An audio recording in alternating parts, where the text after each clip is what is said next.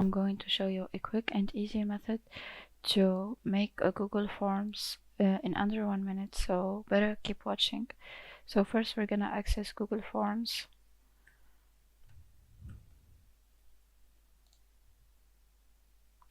Go to Forms, then blank form. Here you can write the title,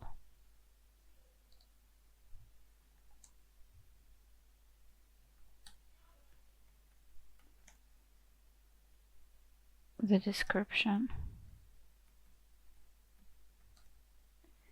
and here ask your question.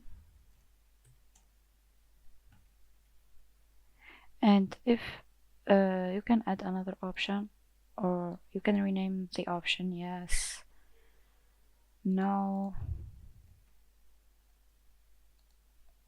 no, or other option.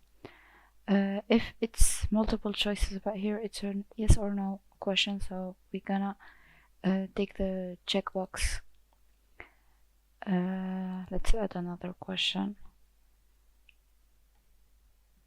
Ask your question here, and if it has multiple choices, keep it on the multiple choices. Then we can see if the email is required or not. Once you send it, it's gonna be saved and you can send it to anyone you want.